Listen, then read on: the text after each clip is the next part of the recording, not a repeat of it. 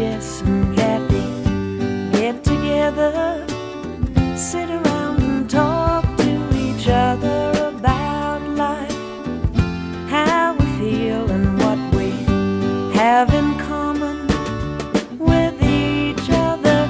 We're out of our masculine minds and talking about the friends we left traveling behind, and digging that we seem to be three of a kind, having such a good time.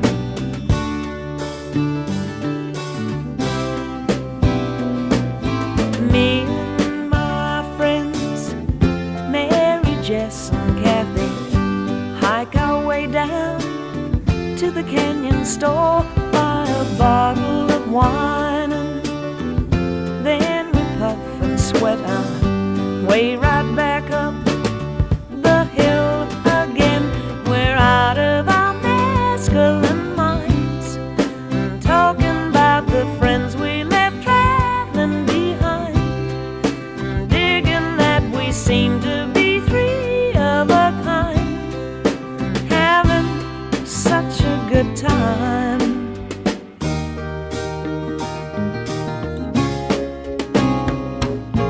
Me and my friends, Mary, Jess and Kathy, drive the car out to Manhattan Beach, munch a sandy sandwich, laughing at the ocean, knowing why it's The man behind one of the most famous cafe chains in the world is both a highly successful businessman and a deeply spiritual individual. Isaac Tigrett isn't afraid of putting his beliefs into his business, and you'll find photos of his Indian guru in every hard rock cafe around the world. He's about to launch his latest business venture on the internet and is calling it the Spirit Channel, his most outward expression of the combination of business and spirituality. Melanie Thornton spoke with him recently about his business and spiritual beliefs. Downtown anywhere, USA.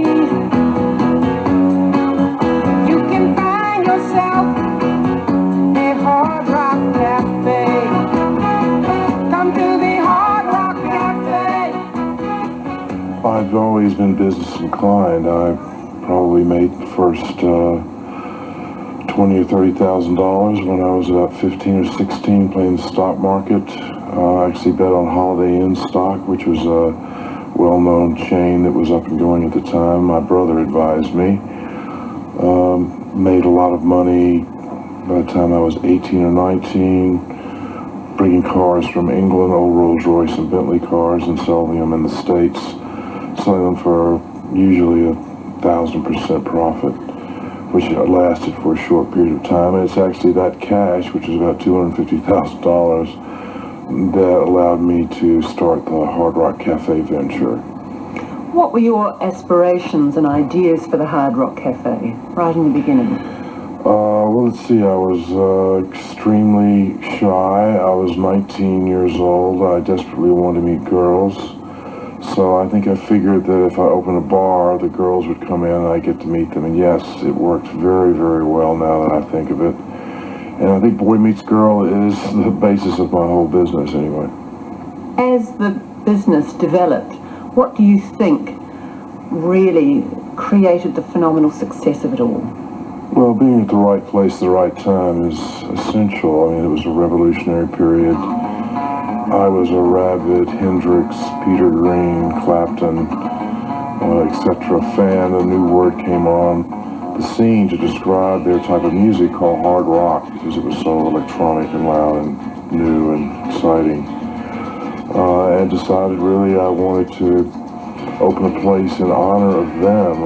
They were not entertainers, they were gods at that time, and some of them still are to me. But it was really that led me to doing the hard rock and really to honor them, and I really didn't know what I was doing beyond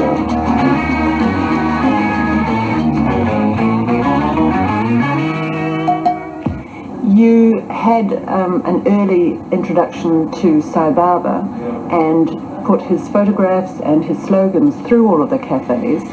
How important do you think that was into the success of the Hard Rock Cafe chain? I have no idea. I know that as far as my own success on the path, it was an important thing because I felt that he was such a dynamic saint, such an amazing speaker with so much to say, and someone who had helped so many people and guiding them, and had done the same for me. And I felt very drawn to him, and I believe that spirituality is not something that's practiced, on Saturday and Sunday through some ceremony. It's something you practice every waking moment, and I think that's what he taught me. And I think probably I put his picture up in the Hard Rock to remind myself of that. Did a lot of people sort of find it unusual that you had put No these one photographs? said a single thing to me. It's been so interesting. When I did New York City, I built what I call a God wall, which was all the symbols of all the religions, usually 6 to 8 feet in diameter, mixed with some modern gods, and Sai Baba's picture life-size in the middle with an Omega sign, an Om sign, and a Star of David, and Virgin Mary, and a Buddha, and everything. And nobody said a single word. It was quite extraordinary. Were you perplexed that they hadn't? Well, now it's a hot topic, so they all want to know about these things. Then it was not, and I assumed it didn't mean as much to people as it right now. I asked Bobby Dylan, I asked the Beatles, I asked Timothy Leary, but he couldn't help me either. They call me the seeker. I've been searching low and high.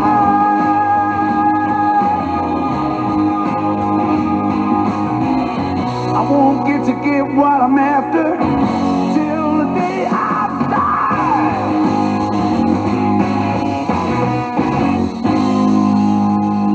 Why did you eventually decide to sell the Hard Rock Cafe chain?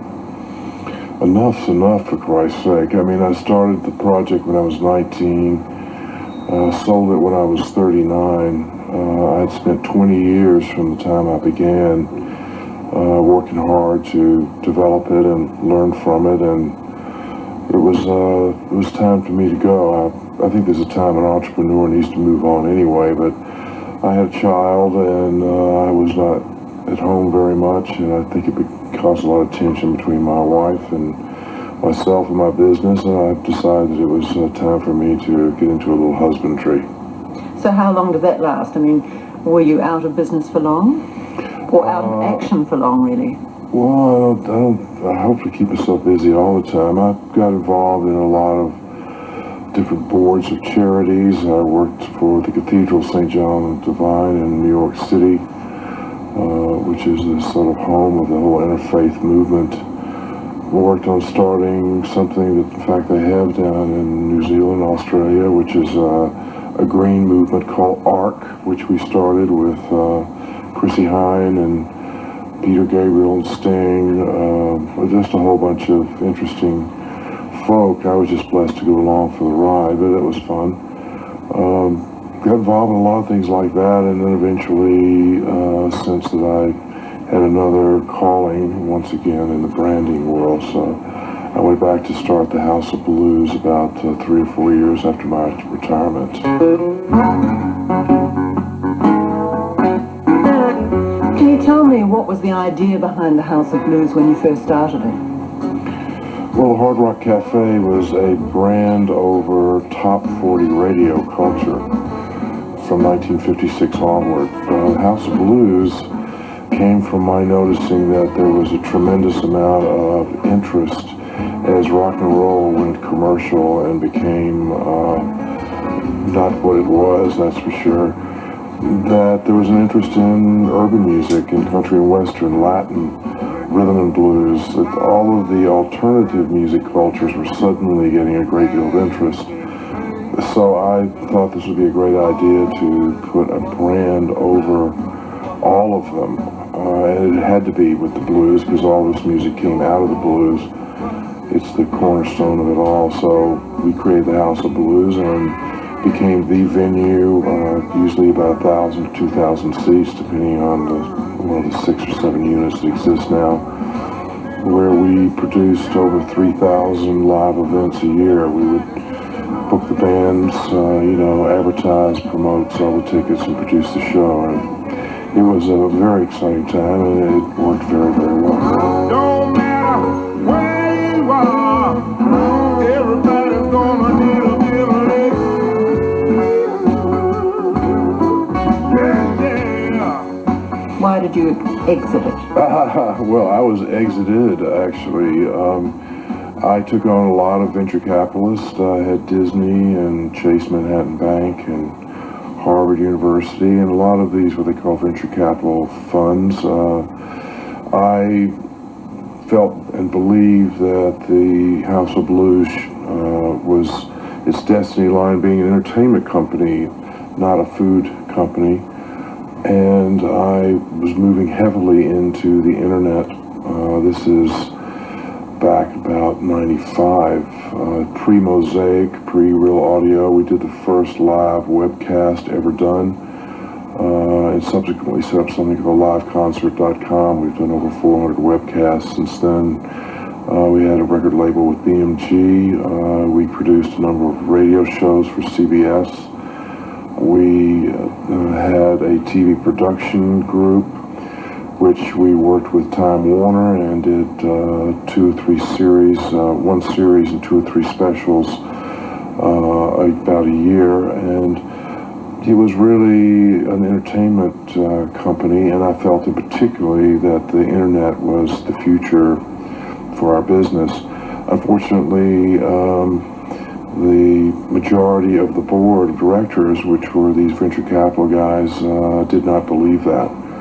And we had a big boardroom brawl, in which I lost 4-3 and left the company. They felt that it was a food business and that's the way it should go. And oddly enough, here, that was 3 years ago, they've just recently announced, I saw, that they are an entertainment business and an internet business. So I think, I probably was a little premature and people didn't understand where I'm going. That happens with certain people like me. So that sort of prematurity in terms of being able to envision what's next on the horizon in terms of business work. I mean, as you say, you got into the internet and now you're getting into it in a big way with the Spirit Channel. The philosophy behind the Spirit Channel, can you explain that to me? Well, there's several sort of paradigms that are occurring now that have encouraged me to believe that there was a movement afoot. And if there is a name for it, it would have to be called the holistic movement. And this is really the old mind, body, and soul sort of well-being, wellness, living a correct life, choosing pure foods, taking responsibility of your own health and mentally, spiritually, and physically into your own hands. It is a time when 4 of the 5 basic medical systems is having a rejuvenation, be it homeopathy, naturopathy, traditional Chinese medicine, or Ayurvedic medicine. But more than that, it's a cultural shift. It's a major cultural shift. This used to be all sort of mom and pop fringe. I think people have taken on 2 traditional institutional journeys onto their own selves, and it's been quite an extraordinary shift. When people were sick, they went to a doctor who wrote some magical formula that they didn't really understand what it meant, but they took it for face value and went on. Now people are diving deep into their own illnesses. They get an incredible amount of information on the web. In fact, this is the new major use on the web, according to the latest statistics in the United States, is people empowering themselves with their not only their health problems, but also the cures for them. Americans spent $30 billion last year just on herbs, vitamins, chiropractors, getting acupuncture, Reiki massage, you name it, all these alternatives and complementary medicines that had really been left behind some time ago. It's really old and new, sort of East and West all coming together to create a new medical system, and it's people taking this empowered with their own journeys, and they're taking responsibility for it. The same thing spiritually. They used to go to their monk or rabbi or priest or whatever to, if they had a spiritual problem or a spiritual question. Now, it's okay for a Christian or a Jew or a man of Islam to read the Dalai Lama or read Tagore, read Lao Tzu, Rumi, and really determine their own spiritual destiny. Not that they're giving up their religion per se. In fact, they're strengthening their belief systems. But these journeys, if you look at the New York Times bestseller list and the type of books people are buying, whether it's Conversations with God or Awaken to the Light or a million spiritual and mental self-help books, it's now gone mainstream, and it's happening in America. It's slowly happening in Europe. I don't know if it's, I think there's been a big following of all this stuff in Australia, New Zealand forever. So I thought, well, I am really a great cultural brander, and people need to have a more authoritative resource, especially for alternative therapies, and a guide to help them on their spiritual path.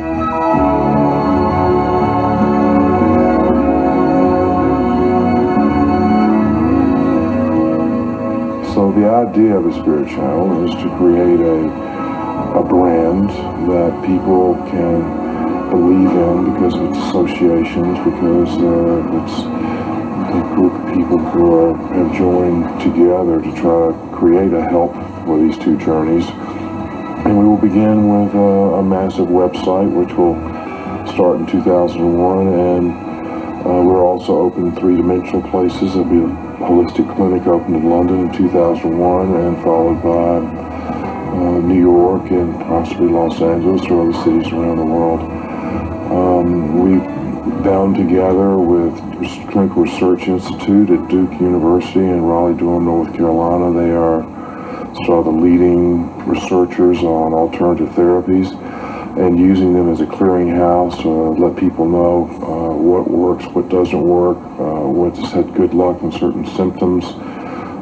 People are very interested in all of these new studies that are coming out continuously. They're proving that, ginkgo works and B12 works and vitamin C and E does this, and it's a whole new world out there, and there's no real resource for people to go to get all the latest studies. And Duke has a database, and that's not only their own, but connected to every other research institute in the world. So it's a very exciting group.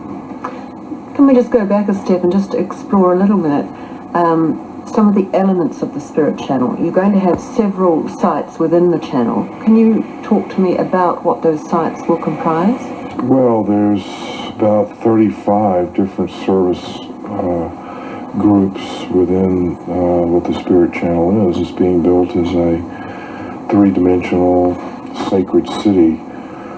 It's a place where someone can hang up their shingles, and we're targeting primarily the 6 million purveyors of this new mind, body, and soul movement. We'll have everything in it, from a place to get travel services to sacred sites around the world, a place where there will be a wide generation site, which is really my main focus, because the young ones don't have to unlearn to relearn like we adults do. There's a site being created called the Word Foundation, which is basically through the Interfaith Center of New York and Reverend James Park Morton, who's sort of the godfather of the whole interfaith movement. We've created an intranet with hundreds of theologians that are part of this interfaith dialogue. We're wiring up churches all over the world for internet broadcast, and you'll be able to go to Mecca and pray 5 times a day, or to incredible Baptist church down in Mississippi, or to the Golden Shrine. It's a sort of a broad-based spiritual mind, body, and soul group. We have started with Duke University, something called the Temple of Well-Being, which is their clearinghouse for all the alternative therapies. We have created a site over metaphysics, palmistry, astrology, numerology, and other very popular forms of metaphysical entertainment. We are involved in creating a world learning hall where we're wiring up various lecture halls around the world with the best speakers on all kinds of varied subjects.